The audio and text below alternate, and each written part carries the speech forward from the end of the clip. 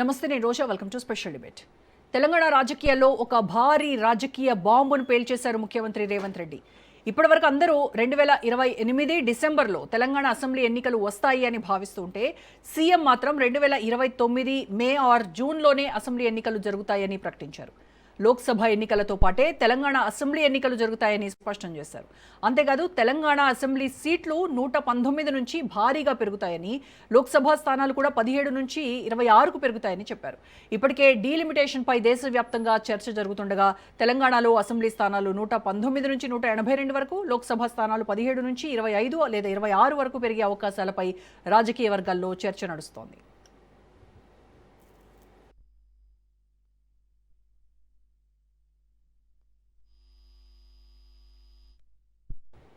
అయితే ఇక్కడే అసలు రాజకీయ ప్రశ్న మొదలవుతోంది. 2028 డిసెంబర్లో ముగిసే అసెంబ్లీ గడువు 2029 మే వరకు ఎలా వెళ్తుంది? జమిలీ ఎన్నికల కోసం రాజ్యాంగ సవరణలు జరిగితే తెలంగాణ అసెంబ్లీ కాలపరిమితిని పొడిగిస్తారా, లేక 2028 డిసెంబర్ నుంచి 2029 వరకు రాష్ట్రపతి పాలన అమల్లో ఉంటుందా, లేదంటే ప్రస్తుత ప్రభుత్వానికే పొడిగింపు లభిస్తుందా? ఇవన్నీ కూడా ఇప్పుడు దేశ రాజకీయాల్లో అత్యంత కీలకమైనటువంటి ప్రశ్నలుగా మారాయి.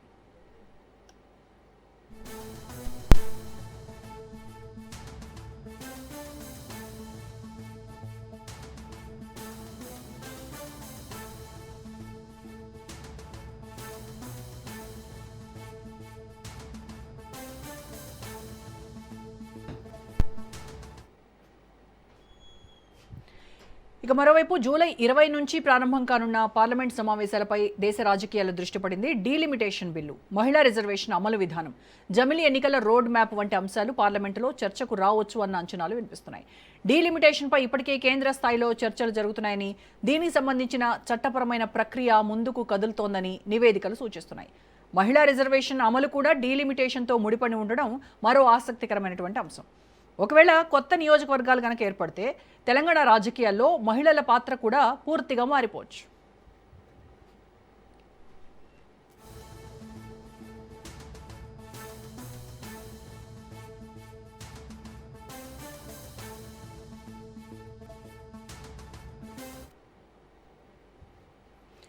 ఇక రాజకీయ కోణంలో చూస్తే రేవంత్ రెడ్డి ఎందుకు అంత ధీమాగా 2029 గురించే మాట్లాడుతున్నారు?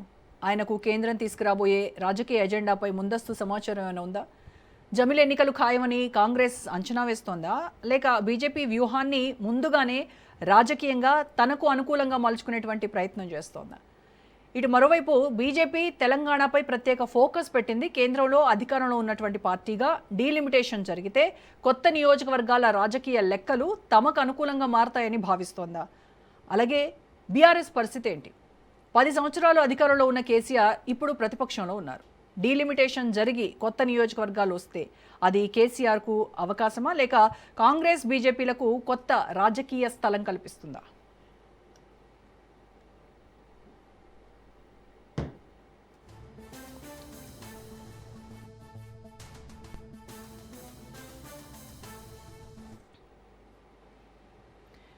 ఇక సీఎం రేవంత్ రెడ్డి మరో పెద్ద సవాల్ విసిరారు. 117 సీట్లతో మళ్లీ కాంగ్రెస్ ప్రభుత్వమే వస్తుంది, రాహుల్ గాంధీని ప్రధానిని చేసే వరకు విశ్రమించాం, ఖమ్మంలో 5 లక్షల మందితో సభ పెడతాం అంటూ జాతీయ రాజకీయాలకే సంకేతాలు ఇచ్చారు. అయితే 2029 తెలంగాణ ఎన్నికలు కేవలం ప్రభుత్వం మారే ఎన్నికలా, లేక డీలిమిటేషన్, మహిళా రిజర్వేషను, జమిలీ ఎన్నికలు జాతీయ రాజకీయాలన్నింటినీ మార్చేటువంటి టర్నింగ్ పాయింట్గా నిలుస్తాయా? ఇవాళ మన డిబేట్లో డిస్కస్ చేద్దాము. డిబేట్లో పార్టిసిపేట్ చేస్తున్నారు బీజేపీ సీనియర్ నాయకులు అల్జాపూర్ శ్రీనివాస్ గారు అండ్ బీఆర్ఎస్ నాయకులు కాంబోజ్ వెంకటేశ్వర్లు గారు అండ్ సీనియర్ విశ్లేషకులు, సీనియర్ జర్నలిస్ట్ మన్నెం కోటేశ్వరరావు గారు మనతో జాయిన్ అయ్యారు. నమస్కారం అండి ముగ్గురికి, కోటేశ్వరరావు గారు, శ్రీనివాస్ గారు, వెంకటేశ్వర గారు. రైట్, ముందుగా కోటేశ్వర గారు మీతో స్టార్ట్ చేద్దాం సార్. సరే, కాసేపటి క్రితం జరిగినటువంటి ఖమ్మం జిల్లాలో రైతు ఆశీర్వాద సభలో సీఎం రేవంత్ రెడ్డి చాలా ధీమాగా, చాలా కాన్ఫిడెంట్గా కొన్ని కీలకమైనటువంటి వ్యాఖ్యలు చేశారు. 2028 డిసెంబర్తో ప్రస్తుత అసెంబ్లీ ముగుస్తుంది, గడువు ముగుస్తుంది. కానీ ఎలక్షన్స్ మాత్రం ఖచ్చితంగా 2029 జూన్లో వస్తాయి అని చాలా కాన్ఫిడెంట్గా చెప్పారు. At the same time delimitation గురించి కూడా ఆయన మాట్లాడారు. 117 స్థానాల నుంచి అసెంబ్లీ నియోజకవర్గాలు 182కు పెరుగుతాయి. 17 పార్లమెంటు స్థానాలు 25, 26కి పెరుగుతాయి. ఖచ్చితంగా 20 స్థానాలు మనం గెలుచుకొని రాహుల్ గాంధీని ప్రధానిని చేయాలి. అదే లక్ష్యంగా మనం పనిచేయాలి. ఇక నుంచి 18 గంటలు నేను నాతో పాటు మొత్తం యంత్రాంగం కూడా పనిచేసి రాహుల్ గాంధీని ప్రధానిని చేయడమే లక్ష్యంగా ముందుకు కదులుతాము అని చెప్పారు. సరే, ఆ పొలిటికల్ కామెంట్స్ ఎలా ఉన్నప్పటికీ కూడాను అసలు ఎందుకు 2029 జూన్లో వస్తాయి అని అంత కాన్ఫిడెంట్గా చెప్పారు సీఎం? దీని వెనక వ్యూహం ఏంటి? అంటే పొలిటికల్గా ఏమైనా ఉందా, లేదంటే నిజంగానే కేంద్రం నుంచి వాళ్ళకి ఏమైనా కాస్త ఉప్పందిందా? ఈ విషయంలో ఎలా చూడాలంటారు సార్? ఇప్పుడు రేవంత్ రెడ్డి గారు చెప్పినటువంటి అంశాలు కానీ లేకపోతే జమిలీ ఎన్నికలు ఇవన్నీ కూడా ఆల్రెడీ చర్చలో ఉన్నటువంటి తప్ప కొత్తవి కాదు అనేది నా అభిప్రాయం. రెండోది, డీలిమిటేషన్ ప్రక్రియకి సంబంధించి ఈ సమావేశాల్లో బిల్లు వస్తుందా, అది ఆమోదం పొందుతుందా లేదా అనేటువంటిది ఒకటైతే, జమిలీ ఎన్నికలకు సంబంధించి కూడా రాజ్యాంగ సవరణ అమలు చేయాల్సినటువంటి అవసరం ఉంది. రాజ్యాంగ సవరణ చేసి 2029లో లోక్సభతో పాటే జమిలీ ఎన్నికలు జరపాలంటే ఈ ఏడాది 5 రాష్ట్రాల్లో జరిగినటువంటి అసెంబ్లీ ఎన్నికలు, వచ్చే ఏడాది మరొక 5-6 రాష్ట్రాల్లో జరగాల్సినటువంటి అసెంబ్లీల పరిస్థితి ఏమిటి అనేటువంటి సమస్య వస్తుంది. వీటిల్లో ప్రతిపక్షాలతో పాటు అధికార బీజేపీకి చెందినటువంటి అసెంబ్లీలు కూడా ఉంటాయి. అందువలన ఇవన్నీ కూడా ప్రస్తుతానికి ఊహాజనితమైనటువంటి అంశాలు లేదా వాస్తవ సమస్యల నుంచి పక్కదారి పట్టించేందుకు బీజేపీ అటు కేంద్రంలో గేమ్ ఆడుతూ ఉన్నది. ఆ గేమ్కి అనుగుణంగానే ఈ రాష్ట్రంలో కూడా జరుగుతూ ఉంది. ఉదాహరణకు ఇప్పటికిప్పుడు ఎన్నికలు జరిగితే మాకు 78 స్థానాలతోటి మేము అధికారానికి వస్తామని బీఆర్ఎస్ ఒక గేమ్ స్టార్ట్ చేసింది, మైండ్ గేమ్. దానికి కౌంటర్గా రేవంత్ రెడ్డి గారు చెప్పారు. రేవంత్ రెడ్డి గారు చెప్పినటువంటి జమిలీ ఎన్నికలు లేకపోతే 2028లో ఎన్నికలు జరగవు అనే మాట ఇవాళ కొత్తగా, గతంలో కూడా ఆయన చెప్పారు. దానికి ఎలాంటి ఆధారము లేదు. ఎందుకంటే పార్లమెంట్లో ఆ విధమైనటువంటి ప్రక్రియకు సంబంధించి ఇంతవరకు ప్రతిపాదనలు కానీ లేకపోతే పార్లమెంట్ ముందు బిల్లులు కానీ అలాంటివి ఏమీ లేవు. అందుకని ఇది కూడా ఒక రాజకీయ మైండ్ గేమ్ తప్ప మరొకటి కాదు. ఇప్పుడు ఒకవేళ విభజన హామీ ప్రకారం అసెంబ్లీ సీట్లు పెరిగితే 182 వస్తాయి అనేటువంటిది ఒకటి. లేదు 50% లోక్సభ సీట్లను కనుక పెంచితే 25, 26 వస్తాయి అనేటువంటిది అది గతంలో ఆల్రెడీ మనం అందరం కూడా చర్చల్లో మాట్లాడినటువంటి విషయాలే. అందుకని ఇవేమి కొత్త విషయాలు అయితే కావు.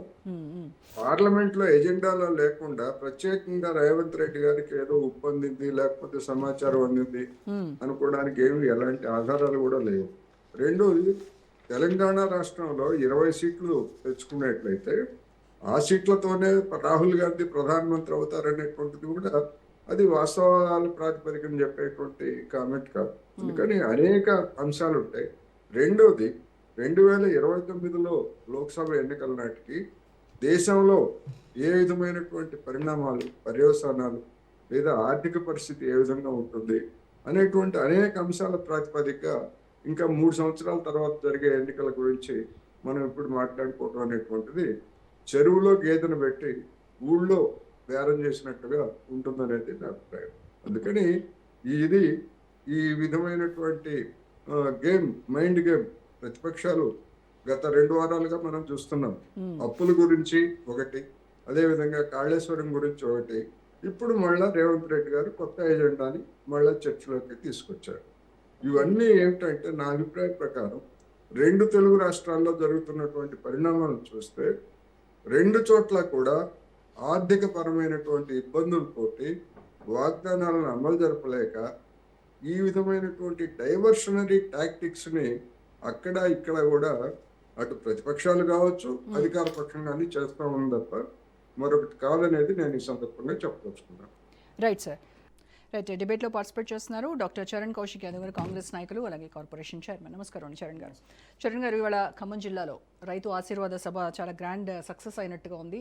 సీఎం రేవంత్ రెడ్డి కూడా చాలా ఉత్సాహంగా, చాలా జోష్గా చాలా విషయాలు మాట్లాడారు. ఇటు ప్రతిపక్షాన్ని విమర్శిస్తూనే మీరేం చేయబోతున్నారు, కాంగ్రెస్ రూట్ మ్యాప్ ఎలా ఉంది అని చెప్పేటువంటి భాగంలో దానిలో 119 నుంచి అసెంబ్లీ స్థానాలు 182కి పెరుగుతాయి, జమిలి ఎన్నికలు వస్తాయి, డీలిమిటేషన్ జరుగుతుంది అని ఆయన చాలా విషయాలు చెప్పారు. ఏంటి వాటికి ఆధారం ఏంటి?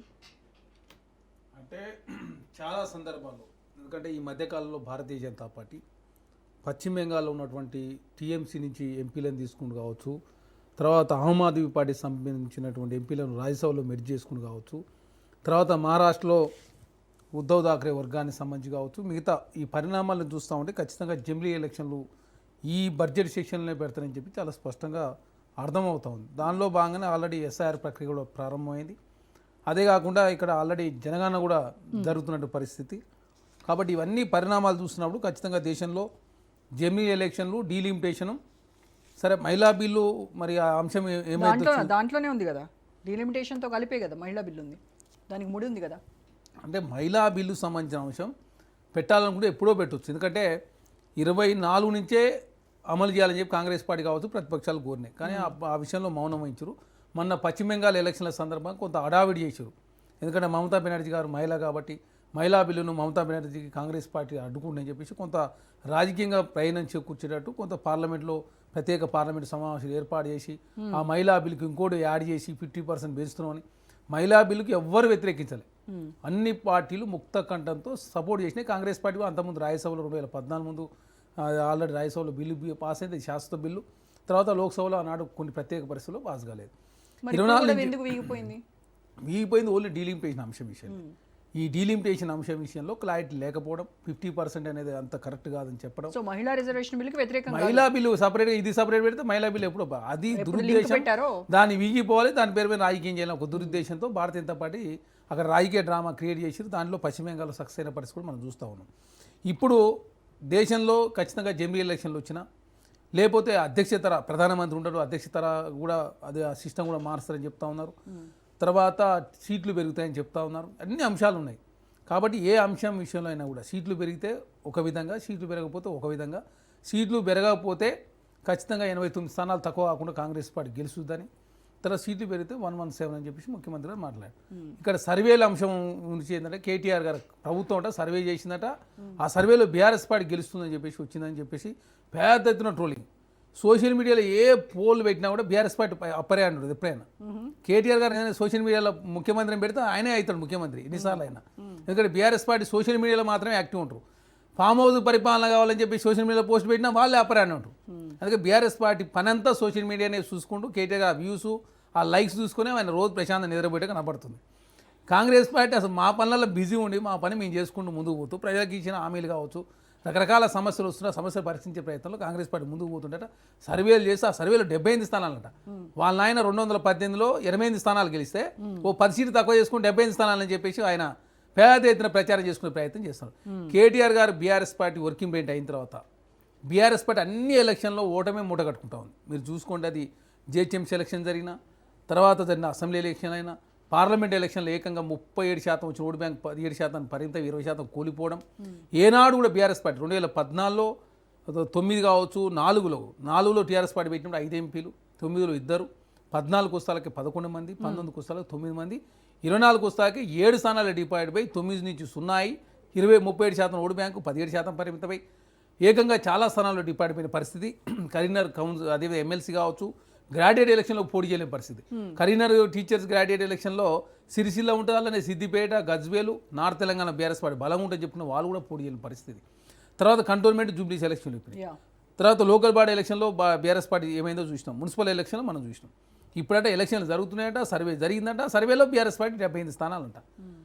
అదే కాకుండా అసలు డీలిమిటేషన్ అయితే ఎక్కడ ఎస్సీ అవుతుందో, ఎక్కడ ఎస్టీ అవుతుందో, రేపు మహిళా బిల్లు ఏది మహిళ అవుతుందో అసలు క్లారిటీ లేకుండా ఉన్నటువంటి వాతావరణంలో మొత్తం బీఆర్ఎస్ పార్టీకి ఏకపక్షంగా పట్టంగా. అంత క్లారిటీ లేనప్పుడే మీరు 1-1-7 రాసి పెట్టుకోండి మావే అని చెప్తున్నారు. మరి మీకు క్లారిటీ ఉందా? మీ క్లారిటీ ఇప్పుడు మాకు 117 వస్తాయని చెప్పినాం కానీ మేము సర్వే చేసి మాత్రం వస్తాయని చెప్పినాం ముఖ్యమంత్రి గారు. మాకు 117 వస్తాయని నమ్మకం ఉంది. మేము ప్రజలకు మేము అందిస్తున్నటువంటి సంక్షేమ కార్యక్రమాలు కావచ్చు, తెలంగాణ రాష్ట్ర కాంగ్రెస్ పార్టీ వచ్చిన తర్వాత మేము ఏం చేస్తున్నాం దాని మీద ముఖ్యమంత్రి గారు చెప్పారు. దానిలో భాగంగా మీరేమో ఏకంగా కాంగ్రెస్ పార్టీ సర్వేలు అంటే 75 వస్తున్నాయని చెప్పేసి మీకల్లా మీరే ప్రచారం చేసుకుని ఎవరు ఏం చేస్తారు? ఇప్పటికీ బీఆర్ఎస్ పార్టీ కేటీఆర్ గారు నేను బయట పోటీ పడకుండా సోషల్ మీడియాలో పోటీ పడితే మాత్రం ఈ రాష్ట్రంలో ఎవరు ఫస్ట్ బీఆర్ఎస్ పార్టీ కేటీఆర్, రెండోది బీజేపీ. కాంగ్రెస్ పార్టీ మేము సోషల్ మీడియా ప్రజల మధ్య ఉన్నాం తప్ప ఈ సోషల్ మీడియాలో ఇవన్నింటిలో కాంగ్రెస్ పార్టీ వాస్తవంగా వీకు, అదే కాకుండా చెప్పుకునే దాంట్లో కూడా కాంగ్రెస్ పార్టీ వీకే. కానీ బీఆర్ఎస్ పార్టీ మాత్రం చెప్పుకునేది ఇంకోటి వాళ్ళ కమిటీలు లేవు. మీ పార్టీకి అధ్యక్షుడు వర్కింగ్ మెంబర్ తప్ప ఎవరైనా కమిటీలు ఉన్నట్టు బీఆర్ఎస్ పార్టీ ఏ కమిటీ లేదు. విద్యార్థి విభాగం అధ్యక్షులు లేదు, రాష్ట్ర కార్యవర్గం లేదు. యువత కావచ్చు, బీసీ, ఎస్టీ, తర్వాత వాళ్ళకి సంబంధించిన పొలిటికల్ కూడా లేని పరిస్థితి. జిల్లా అధ్యక్షులు లేరు. ప్రతిపక్షంలో ఉండే మీరు వాళ్ళకి కమిటీ లేవు ఏమంటారు? మరి అంతే కదా. మీ అధికార పక్షంలో ఉండి మీరే ఇంకా నామినేటెడ్ పోస్టులు లేవు, కమిషన్ చైర్మన్లు లేవు. కమిషన్ లెక్క లేవు మేడం, అన్ని మాక్సిమం నింపేసినాం. కమిషన్ ఏది ఖాళీ ఉన్నది? మొన్న అయిపోయినట్టుంది మైనారిటీ కమిషన్ తప్ప. మేము తెలంగాణ రాష్ట్రంలో క్యాబినెట్ ఎక్స్పాన్షన్ లేదు. క్యాబినెట్ అంటే జనరల్గా ఇప్పుడు కేంద్ర క్యాబినెట్ కూడా చాలా మంది ఖాళీ ఉన్నాయి. మాకు మాక్సిమం ఇంకొక 3 మాత్రం ఖాళీ ఉన్నాయి. అవన్నీ కూడా ఇప్పుడు ఎట్లుంటుందంటే ఇప్పుడు బీఆర్ఎస్ పార్టీ మేము 2.5 సంవత్సరాలు అది ఎందుకు చేస్తలేడంటే బీఆర్ఎస్ పార్టీలో ఆ కమిటీలు వేసి ఎవరు ఉండరు వెళ్ళిపోతారని ఒక భయం తప్ప ఆ భయంతో వేధిస్తుంది. కేసీఆర్ ఫామ్ హౌస్లో ఉన్నాడు, హరీష్ రావు గారు, కేటీఆర్ గారు ఇద్దరు పోటీ పడి తిరుగుతున్నారు. ఈ పోటీ పడి తిరుగుతూ ఆ విషం చిమ్మే ప్రయత్నంలో కాంగ్రెస్ పార్టీ మీద నిందలేసే ప్రయత్నం తప్ప కాంగ్రెస్ పార్టీతో చర్చ చేద్దాం రండి అంటే చర్చకి ఎవరు రావట్లే. ఆ కాళేశ్వరం సంబంధించిన అంశం కావచ్చు, ఇంతకుముందు కృష్ణా గోదావరి జిల్లాల అంశం వచ్చినప్పుడు కూడా కేటీఆర్ గారు, హరీష్ రావు గారు పారిపోయారు. కేసీఆర్ గారు అసెంబ్లీకి రాలే. ఇప్పటికి అసెంబ్లీ రాకుండా జీతం తీసుకుంటున్న మొట్టమొదటి ప్రతిపక్ష నాయకుడు దేశంలో ఎవ్వరు ఉండకపోవచ్చు. ఏ రాష్ట్రంలో కూడా ప్రతిపక్ష నాయకుడు అసెంబ్లీ రాకుండా, ప్రజా సమస్య గురించి మాట్లాడకుండా, ప్రభుత్వాన్ని సలహా సూచనలు ఇవ్వకుండా ఉన్న వ్యక్తులు అయితే దేశంలో లేదు. దీంట్లో మాత్రం బీఆర్ఎస్ పార్టీ కేసీఆర్ గారు రికార్డు, సోషల్ మీడియాలో కేటీఆర్ గారు మాత్రం రికార్డు. ఆయనతో హరీష్ రావు గారు కూడా పోటీ పడలేరు. ఈ రాష్ట్రంలో మాత్రం ఎవరు కేటీఆర్ గారితో పోటీ పడలేదు. ఎందుకంటే నెలకు 10 కోట్ల రూపాయలు అంటే 1600 కోట్ల రూపాయలు వాళ్ళ అకౌంట్లో ఎఫ్డీలు ఉన్నాయి. దానికి 7% ఇంట్రెస్ట్ వస్తుంది. సంవత్సరానికి 10 కోట్లు, అదే 100 నెలకు 10 కోట్ల రూపాయలు వస్తున్నాయి. సంవత్సరానికి 100 కోట్లు స్ట్రైట్ అవే సోషల్ మీడియా మీద ఒక 30-20 యూట్యూబ్ ఛానళ్ళ మీద నమస్తే తెలంగాణ, టీ న్యూస్, తెలుగుస్క్రైబు, వాళ్ళు ట్విట్టర్, వీళ్ళు ట్విట్టర్, రోజు ప్రెస్ మీల్ ఇదే తప్ప తెలంగాణ రాష్ట్రంలో కాంగ్రెస్ పార్టీ మంచి చెడుగా ప్రచారం చేస్తే తెలంగాణ ప్రజలు అంగీకరిస్తారు.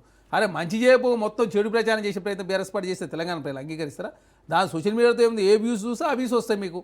కేటీఆర్ గారు రోజు ఆ బీఆర్ఎస్ పార్టీ బాగుందని వ్యూస్ చూస్తే ఆ బాగున్న వ్యూస్ వస్తాయి తప్ప కాంగ్రెస్ ప్రభుత్వం చేస్తున్నటువంటి మంచి కావచ్చు, కాంగ్రెస్ పార్టీ చేస్తున్న డెవలప్మెంట్ అట్లాంటి వ్యూస్ ఆయనకు వస్తే అట్లాంటివి వస్తాయి. ఆయన అట్లాంటివి చూడకుండా ఎంతసేపు సోషల్ మీడియాలో కాంగ్రెస్ పార్టీ మీద తిట్టేయి, బీఆర్ఎస్ పార్టీ బోడేది, కేటీఆర్ గారు ముఖ్యమంత్రి అయ్యేది, కేసీఆర్ గారు మళ్ళీ ముఖ్యమంత్రి అయిన తప్ప సభలు సమావేశాల్లోనే బహిరంగంగా ఇంకా అది కూడా చెప్తాం. ఏ సభ అయినా కేసీఆర్ ని, హరీష్ రావుని, కేటీఆర్ ని తిట్టకుండా, వాళ్ళని విమర్శించకుండా ఏ ఒక్క సభ అయినా మీరు మరి ఈ పాపాలకు, ఘోరాలకు, నేరాలకు కారణం కూడా మీరే కదా, మేము కాదు కదా.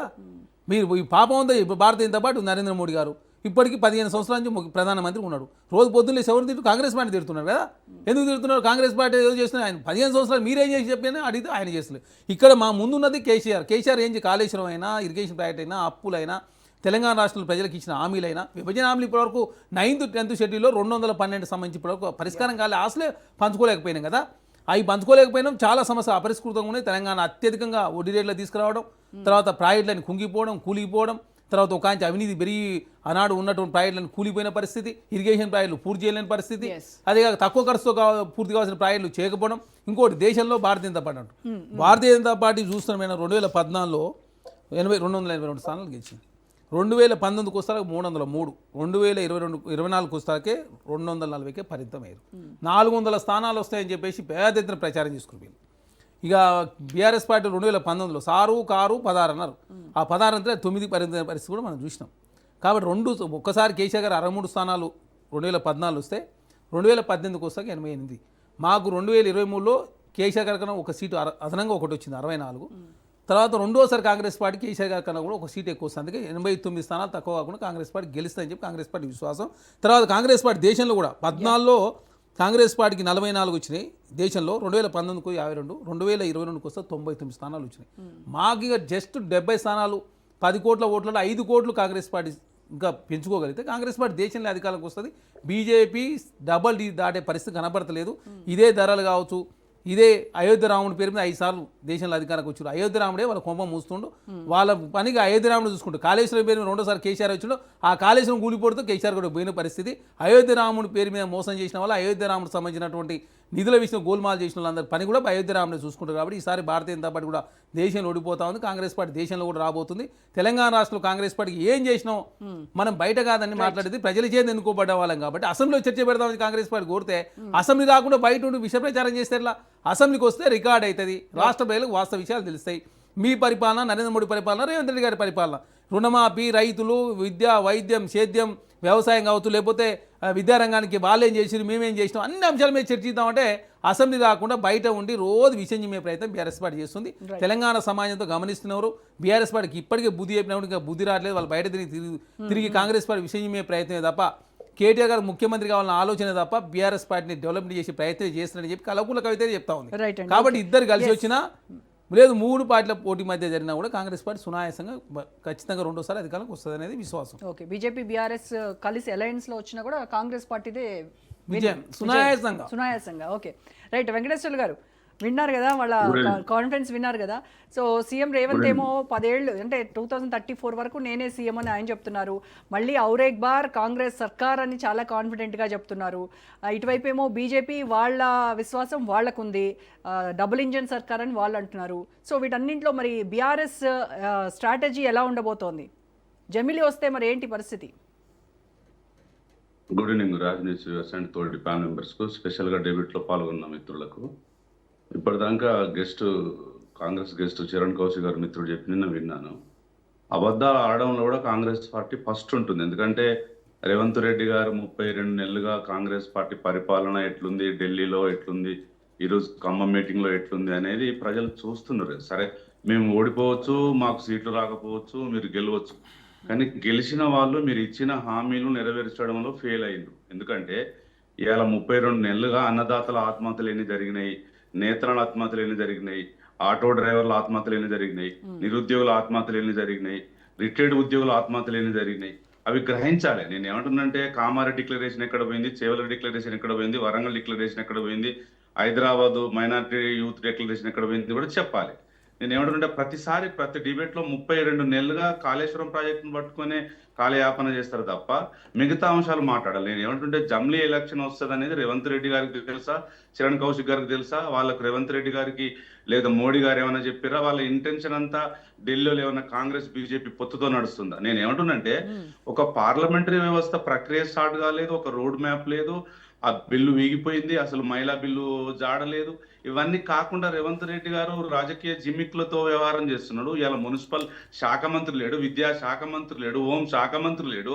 మీరు పరిపాలన చేయండి. ఫస్ట్ మీరు గౌరవంగా ప్రజలు మిమ్మల్ని పరిపాలించమని గెలిపించినప్పుడు మీరు ఇచ్చిన హామీలు పక్కన పెట్టి మీరు ఫుల్ఫిల్ చేయకుండా, మీ మినిస్టర్ లేకుండా ఇలా కడియం శ్రేయర్ గారికి మన కొండ సురేఖ గారికి ఏం లొల్లి జరుగుతుంది, మోత్కూరులో ఏం లొల్లి జరుగుతుంది, దాని మీద మీరు కమిటీలు వేసుకొని ఏం క్లారిటీ ఇస్తున్నారు? నేను ఏమంటున్నానంటే ఒక ప్రజాప్రతినిధిగా, ఒక అపోజిషన్ లీడర్ గా మేము అడిగిన దానికి మీరు క్లారిటీ ఇవ్వాలి. పతాకం ఫామ్ హౌస్ లో పండుకుంటున్నాడు, అసెంబ్లీలో మా గౌరవం ఎమ్మెల్యేలు మాట్లాడిన వాటికే మీ దగ్గర సమాధానం లేకపోయా. మళ్ళీ కేసీఆర్ గారు రావాలి, చర్చ మొదలు పెట్టాలంటే రెడ్డి వచ్చే మళ్ళా మొదల మీరు అవసరం ఒక ఎమ్మెల్యే ప్రోటోకాల్ ప్రకారం ఏం అడుగుతున్నాడో, క్వశ్చన్ అవర్లు ఏం అడుగుతున్నాడో, ఎంజాయ్మెంట్ మోషన్లు ఏం అడుగుతున్నాడో వాటికి చెప్పలేక కేసీఆర్ గారు రావాలి. భారతదేశంలో ఉన్న 29 ముఖ్యమంత్రులను మనం పరిశీలిస్తే లాస్ట్ 80 సంవత్సరాల స్వాతంత్రంలో ఈ రేవంత్ రెడ్డి గారు పరిపాలించినటువంటి బూతుల పరిపాలన ఎవరు చేయలేదు. మీరు పరిపాలించండి అంటే ఎవ్రీ డే ఇలా కేసీఆర్ గారి ఫామ్ హౌస్ కి వెళ్ళి రాకుంటే ఒక చరిత్ర, వస్తే ఒక రికార్డు, హెడ్ లైన్స్. ఇదా రేవంత్ రెడ్డి గారి పరిపాలన? మీరు ఇచ్చిన ఏంటి? మీ మేనిఫెస్టో, కాంగ్రెస్ మేనిఫెస్టోలో పెట్టి రావాల్సిన అవసరం అయితే ఉంది కదా. అసెంబ్లీకి ఫ్లోర్ లీడర్ హాజరు అవ్వాలి, అక్కడ చర్చలు జరుగుతాయి, ప్రజా సమస్యలపై మాట్లాడాలి, ప్రతిపక్షంలో ఉండి మీరు పోరాడాలి ప్రజల తరపున. ఇప్పుడు నేను ఏమంటున్నంటే మీరు అడిగింది వాస్తవం. దానికి అనుగుణంగా కేసీఆర్ గారు దాదాపుగా 40 నుంచి 50 సంవత్సరాల అనుభవం ఉన్నటువంటి వ్యక్తి. ఆయన ఎందుకు రావడం లేదన్నది ప్రజలందరూ గ్రహిస్తారు. ఆయన ఎందుకు వచ్చి సంతకం పెట్టిపోతారో ప్రజలందరూ గ్రహిస్తారు. కానీ ఇప్పుడు ఉన్నటువంటి ఉప లీడర్లు కేటీఆర్ గారు, హరీష్ రావు గారు, పల్లా రాజేశ్వర రెడ్డి గారు మా ఎమ్మెల్యేలు అడిగిన వాటికి సమాధానం లేకుండా మీరు ఎందుకు తోకముడుస్తున్నారు? మేము ఒక్కొక్క దానికి ప్రతి బీసీ రిజర్వేషన్ మీద కానీ ఇలా ప్రతి అంశం మీద మేము అసెంబ్లీలో చర్చించడానికి రెడీ. ఇప్పటికీ మైనార్టీ బీసీ గురుకులాలకు సంబంధించిన దాంట్లో ఫీజు రియంబర్స్మెంట్ గురించి అడగడానికి అసెంబ్లీకి పోతే పారిపోయింది గవర్నమెంట్. దాని మీద క్లారిటీ ఇవ్వకుండా ఓన్లీ కేసీఆర్ గారు అసెంబ్లీకి రావడం లేదనేదే పెద్ద చర్చ తప్ప మిగతా చర్చనే పెట్టట్లేదు. నేనేమంటే మీరు హైడ్రా మీద ఏం చేసిర్రు, ఇంధనాల మీద ఏం చేసిర్రు, మూసి మీద ఏం చేసిర్రు, కులగణన మీద ఏం చేసిర్రు, కొడంగల్లో ఏం చేసిర్రు, అది చెప్పండి అంటే చెప్పకుండా కేసీఆర్ గారు అసెంబ్లీకి రావడం లేదు, కేసీఆర్ గారు అసెంబ్లీ రావడం, సరే రాకుండా వదిలేయండి, వచ్చిన వాళ్ళకి సమాధానం చెప్పండి. మీరు ఫస్ట్ మీరు 64 మంది ఎమ్మెల్యేలు ఉన్నారు, 10 మందిని గుంజుకున్నారు, మాకు 30 మంది ఉన్నారు. అక్కడ చర్చ జరిగినప్పుడు ఆ చర్చను సునాయాసంగా ఒక రాజ్యాంగబద్ధంగా నడిపించి సమాధానం చెప్పండి తప్ప మీరు బయటకు వచ్చి మీటింగులలో అదే, అసెంబ్లీలో అదే, ఏ మీటింగ్ పెట్టినా రేవంత్ రెడ్డి గారు కేసీఆర్ గారి గురించి తప్ప ఇంకా వేరే అంశం ఏమైనా మాట్లాడుతున్నాడా? ఆయన మాట్లాడే పదాలు ఈ భారతదేశంలో ఏ ముఖ్యమంత్రి అయినా మాట్లాడుతున్నాడా? నేను ఏమంటున్నంటే మీరు గెలిచిండ్రు, 5 సంవత్సరాలు ప్రజలకు సేవ చేయడానికి మీకు ఛాన్స్ వచ్చింది, మీరు దాన్ని పరిపాలించి మళ్ళీ గెలవండి. ఎవరైనా వద్దంటున్నారా? ప్రజాస్వామ్య ప్రక్రియను ఎవరైనా స్వాగతిస్తారు. దాన్ని స్వాగతించకుండా అసహించుకునే స్థాయిలో మీ బూతులు, మీరు ఎక్కడ మీరు బూతులలోనే పిహెచ్డీలు పెట్టినట్టు నానా అసలు నోటికి రాని భాష యూజ్ చేస్తుండే ఒక ముఖ్యమంత్రి హోదాలో ఉన్న వ్యక్తి. ఇంకొకటి ఏంటంటే పార్లమెంటులో రాజ్యాంగ ప్రక్రియనే స్టార్ట్ కాలేదు, 117 గెలుస్తామంటే మీరు గెలవండి. కానీ అక్కడ పార్లమెంటులో జూలై 20వ తారీఖు స్టార్ట్ అవుతుంది. అసలు బిల్లు పెడుతున్నారా, పెట్టట్లేదా, జమిలీ ఎలక్షన్ వస్తుందా, దానికి ఏమేమి కారణాల చేత ఆగిపోతున్నాయి? ఇప్పుడు 542 మంది ఎంపీలు ఉండాల్సింది 800కు పెంచుతారా? మహిళలకు ఎట్లా రిజర్వేషన్ ఇస్తారు? అసలు సౌత్ ఇండియాలో 108 నుంచి 110 ఉన్నాయి. ఇప్పుడు మాకు వేసెక్టమీ టుబెక్టమీ జరిగినటువంటి 1970, 80, 90లో ఇవాళ సౌత్ ఇండియాలో ఆపరేషన్లు ఎక్కువయ్యి జనాభా తగ్గింది. అదే యూపీలో, ఒరిస్సాలో, గుజరాత్లో జనాభా పెరిగింది. ఏ ప్రాతిపాదిక మీద మీరు జమిలీ ఎలక్షన్కి వెళ్తారు? అసలు ఇక్కడ జరిగినటువంటి ఎంపీ సీట్లు ఎట్లా పెంచుతారు? అవన్నీ పరిగణలోకి గవర్నమెంట్.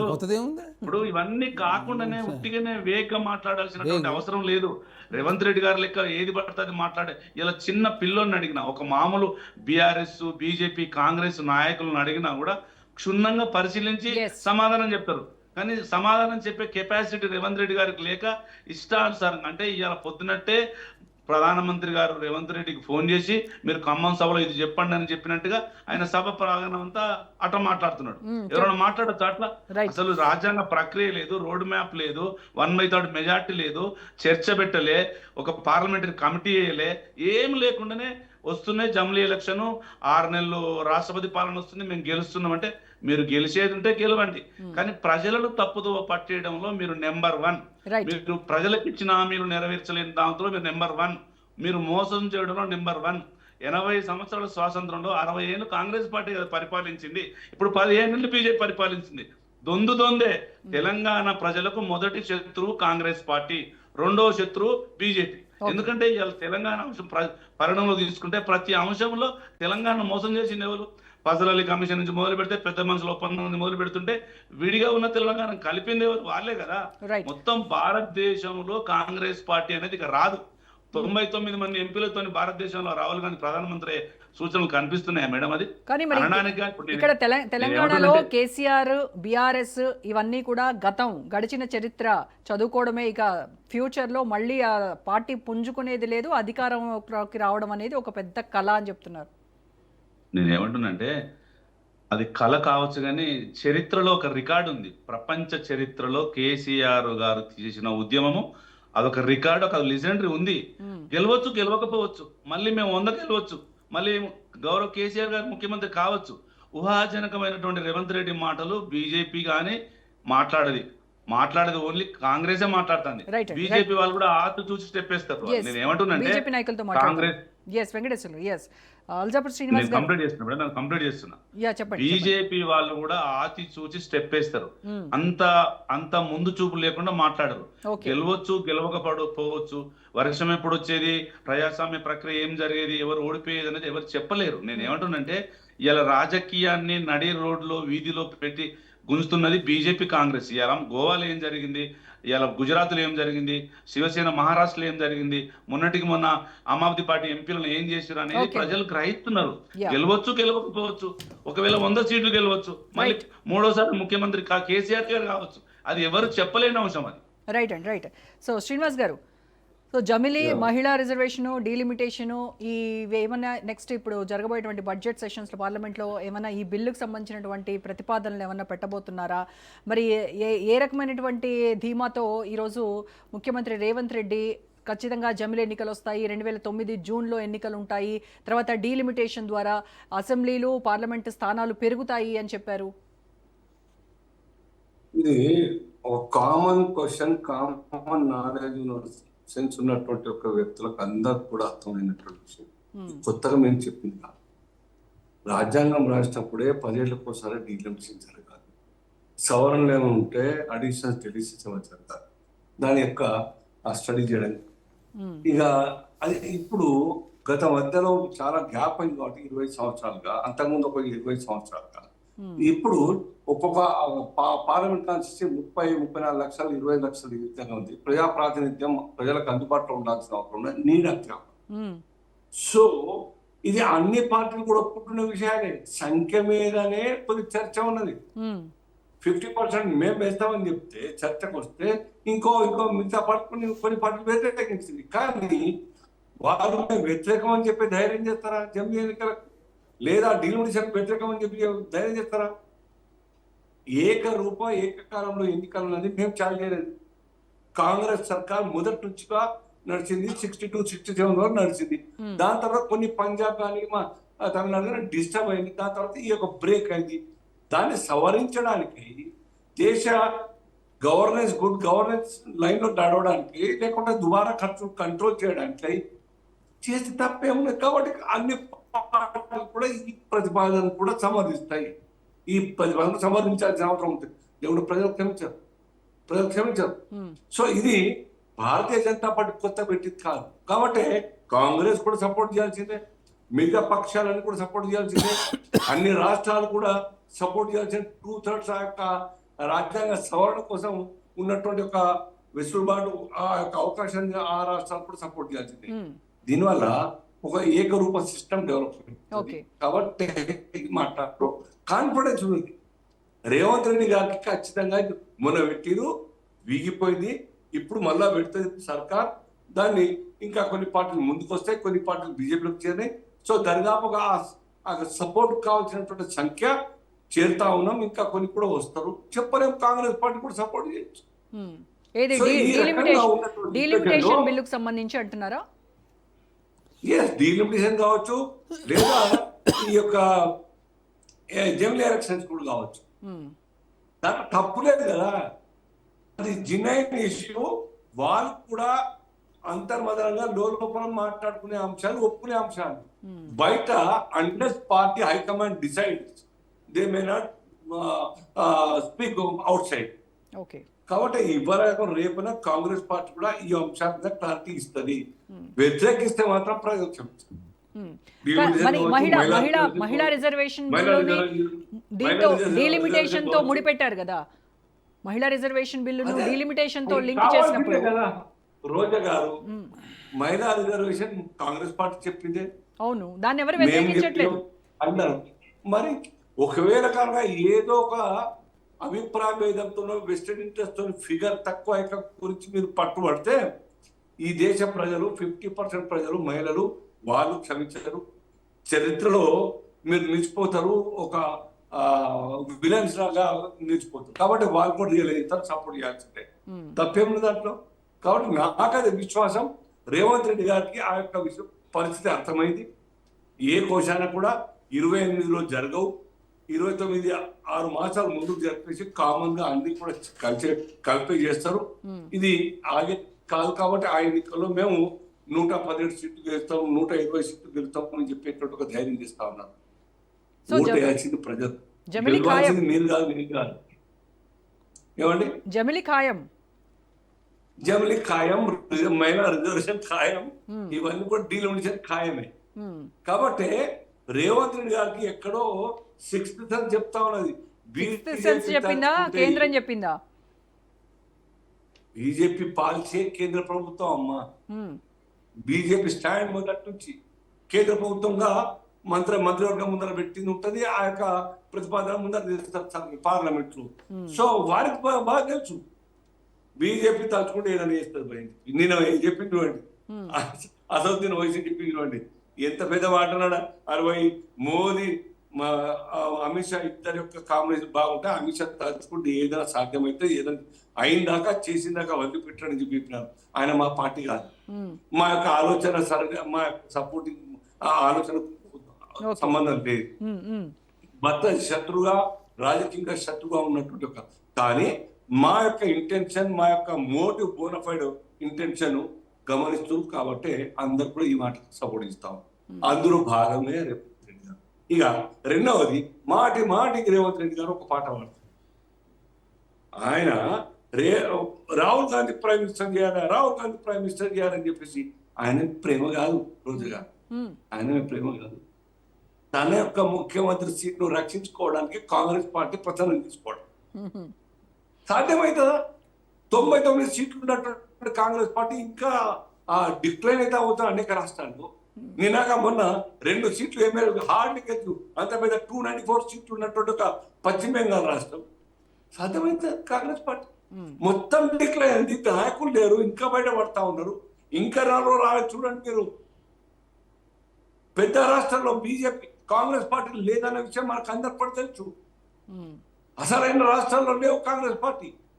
ఏ ఆధారంతో కాంగ్రెస్ పార్టీ బలం పుచ్చుకుంటుంది? వారికి దేశ భద్రత, దేశ ప్రజల ప్రాణ రక్షణ మీద ఇంట్రెస్ట్ ఉందా?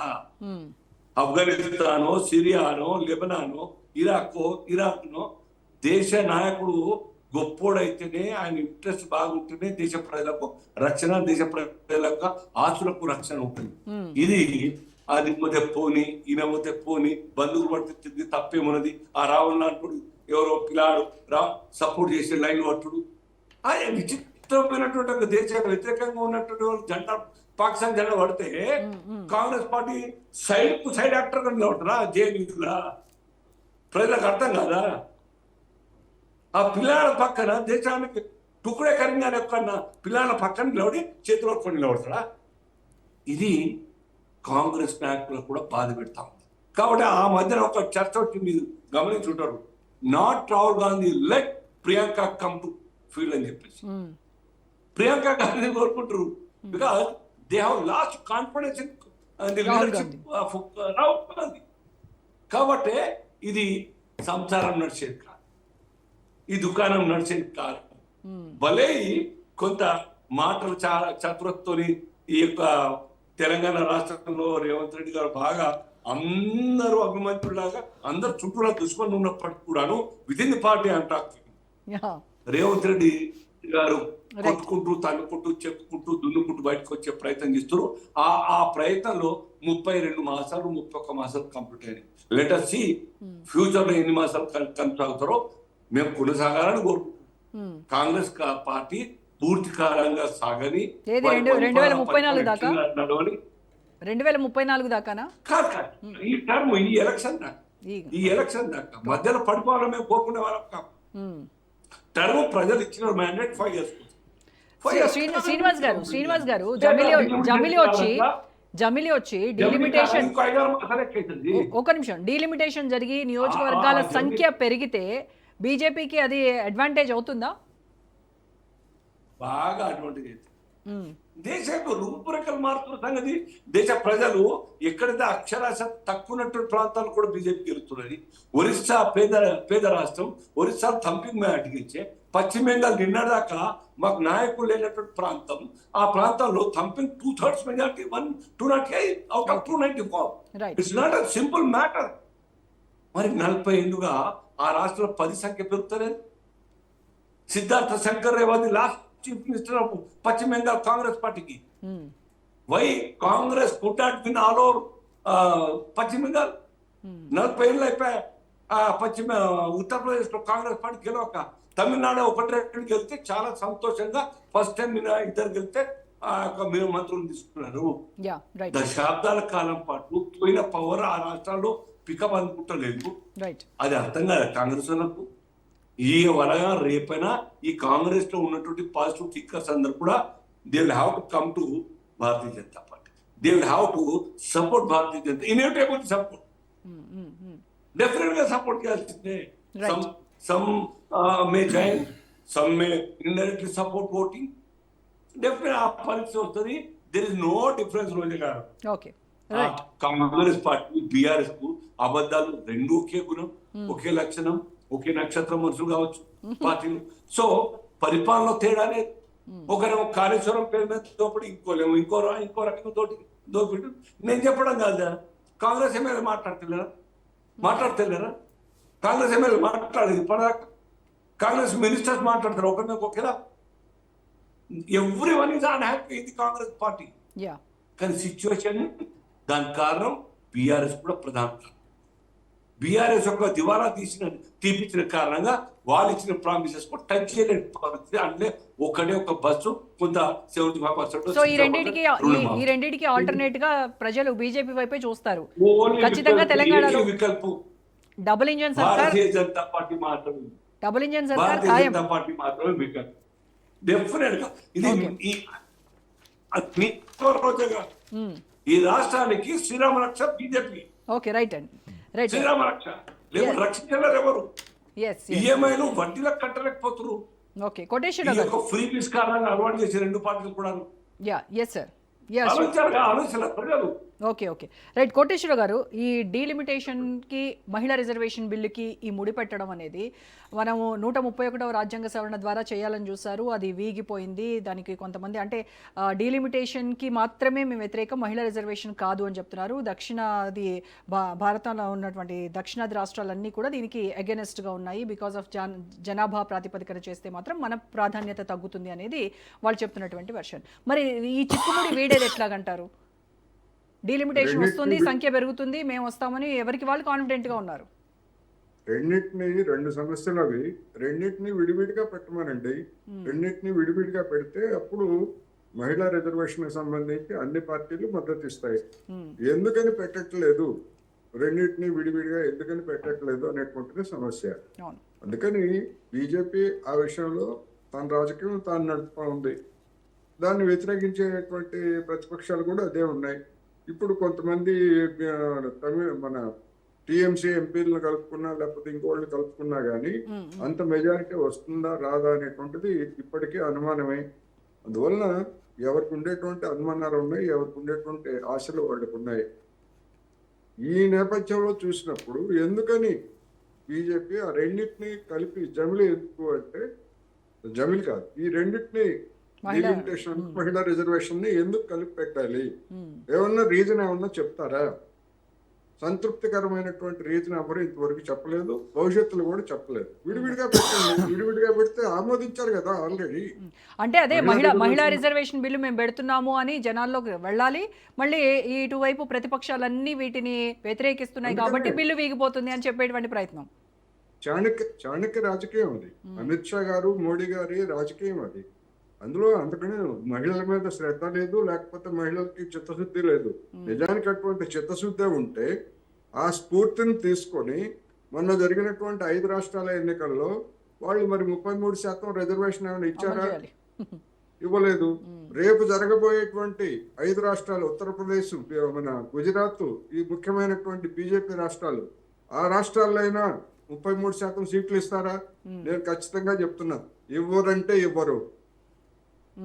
ఎందుకంటే వాళ్ళకి ఆ చిత్తశుద్ధి లేదు, ఆ స్ఫూర్తి లేదు, ఆ చిత్తశుద్ధి లేదు. అందుకని ఇవన్నీ కూడా రాజకీయాల్లో భాగంగానే జరుగుతున్నాయి. ఏం జరుగుతుంది ఏమిటనేటువంటిది పార్లమెంట్ లో మన ఊహాజనితం. కానీ ఇప్పుడు మన శ్రీనివాస్ గారు చెప్తున్నారు మేము అక్కడ గెలిచాము ఇక్కడ గెలిచాము చెప్తున్నారు, అవన్నీ వాస్తవం. మరి తమిళనాడులో ఓడిపోయిన సంగతి ఏంటి? వీరభోగ వసంతరాయలు, అన్నామలై అనేటువంటి నాయకుడు వీరభోగ వసంతరాయలు బీజేపీని అధికారానికి తీసుకొస్తారన్నారు. చివరికి ఆ అన్నామలై బీజేపీకి సలాం కొట్టి సొంత పార్టీ పెట్టుకున్నారు. మరి దాని సంగతి ఏం చెప్తారు? అందుకని ఎవరికి ఉండేటువంటి లోపాలు వాళ్ళకు ఉన్నాయి. రెండోది, ఇందిరాగాంధీ కావచ్చు లేదా రాజీవ్ గాంధీ హయాంలో కాంగ్రెస్ ఇంక ఎదురు లేదు అనుకున్నటువంటి పరిస్థితిలో ఆ రోజు ఉంది. మరి అటువంటి పార్టీ ఏ స్థాయికి పడిపోయిందో మనం చూసాం. ఇవాళ నరేంద్ర మోడీ గారికి ఎదురు లేదు, మాకు ఎదురు లేదు అనుకునేటువంటి వాళ్ళకి కూడా అదే పరిస్థితి ఎందుకు రాకూడదు? ఎవరైనా శాశ్వతంగా చెప్తారా? మొన్న ఎన్నికల్లో సింపుల్ మెజారిటీని కోల్పోతుంది బీజేపీ అని ఎవరైనా అనుకున్నారా, ఊహించారా? లేదు కదా.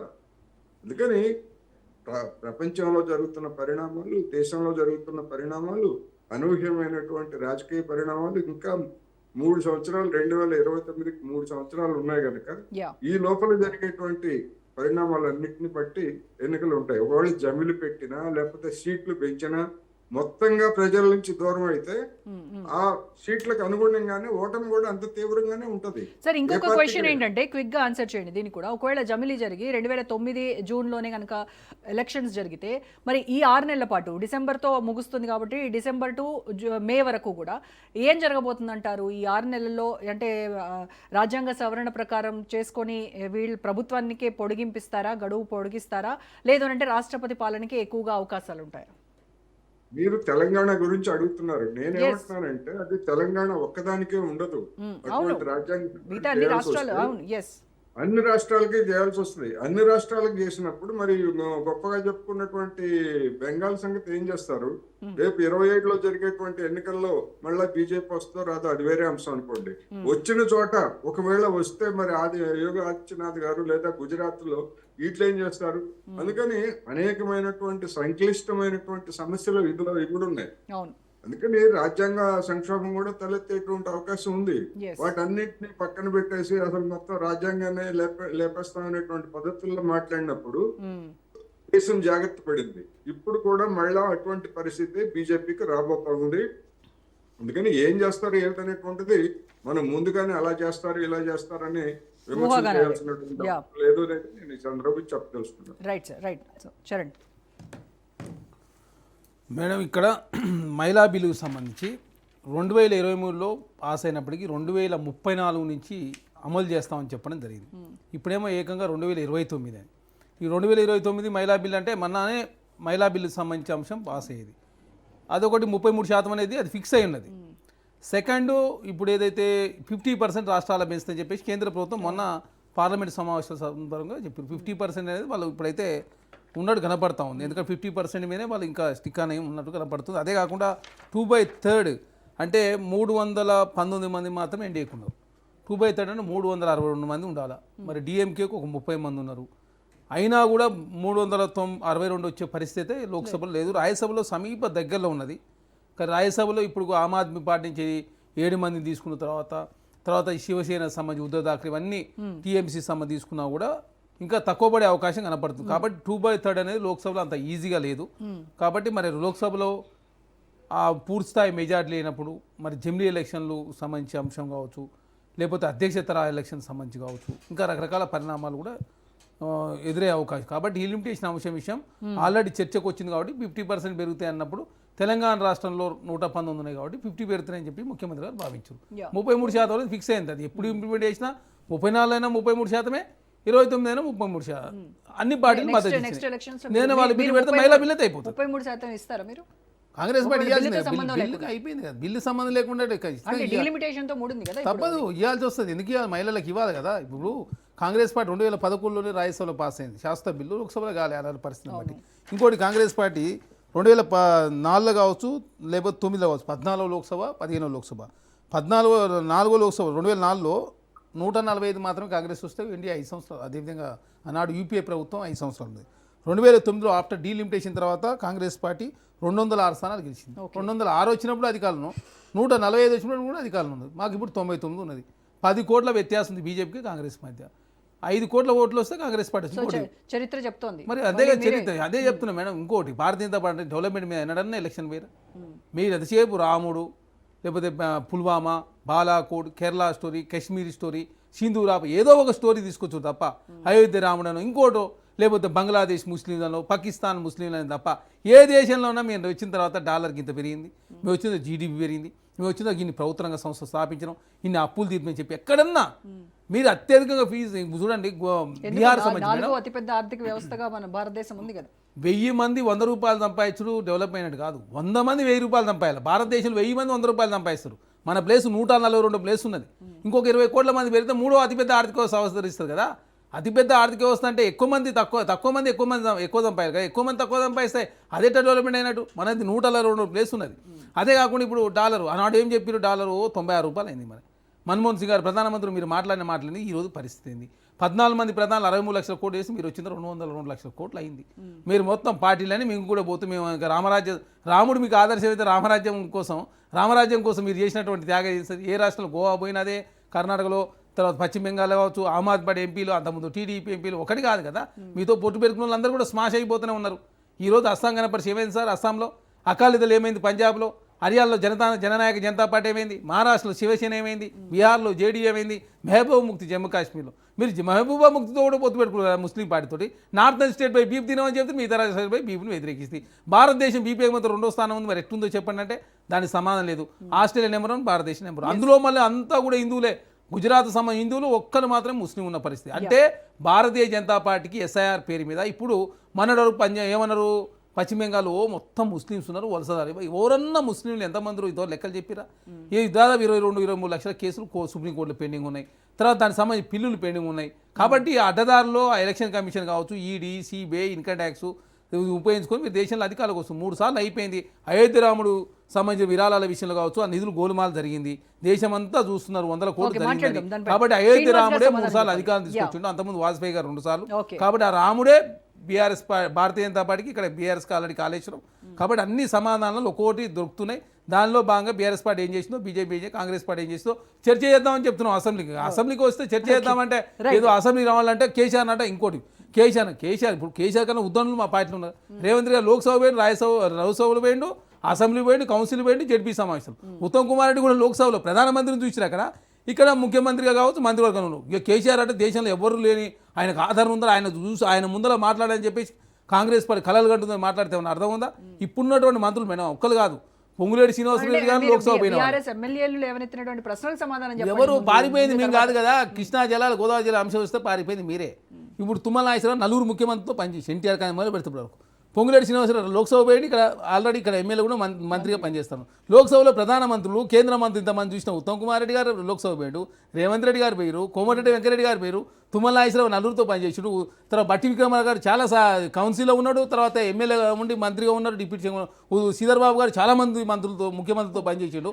కాంగ్రెస్ పార్టీ వాళ్ళ కేసీఆర్తో మాట్లాడాలి, కేసీఆర్ ఉన్నప్పుడు మాట్లాడాలని చెప్పి కలలు కంటారు. మీరు అనుకుంటే ఏమన్నా అర్థం ఉందా? పార్టీలో కేసీఆర్ కంటే ఉద్దండులు కాదు, వాళ్ళకన్నా పార్లమెంట్ లో ప్రధానమంత్రి ఉన్న సభలో కూర్చున్న వ్యక్తులంతా కూర్చోబెట్టి ఒక మొత్తం 7-8 మంది ముఖ్యమంత్రితో పనిచేసిన వాళ్ళు ఉంటాట. ఇప్పుడు కేసీఆర్ ఆయనతో మాట్లాడితే అల్జాపూర్ శ్రీనివాస్ గారు ఫైనల్ గా మీరు చెప్పాలి సార్, విడివిడిగా బిల్లులు పెట్టేటువంటి ప్రయత్నం ఏమైనా చేస్తారా? ఒక నిమిషం, ఎందుకంటే కేంద్ర ప్రభుత్వానికి సంబంధించినటువంటి విషయం. ఎస్ శ్రీనివాస్ గారు.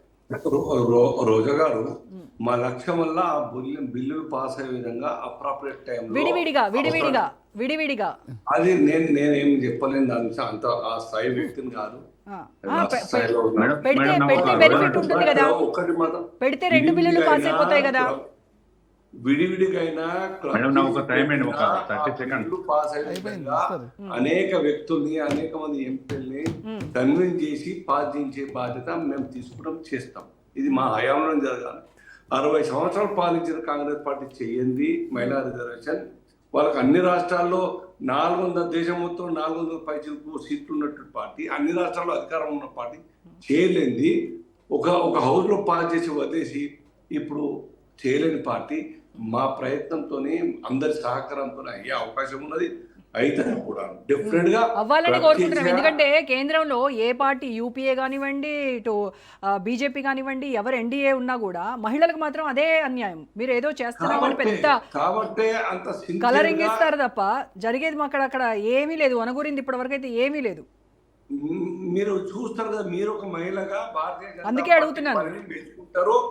మంచి ప్రెజెంటర్ గా, సీనియర్ జర్నలిస్ట్ గా భారతీయ జనతా పార్టీ ఆన్ రికార్డ్ మెచ్చుకునే టైం అయితే వస్తుంది. రైట్ ఓకే వెంకటేశ్వర గారు కంక్లూడ్ చేయండి.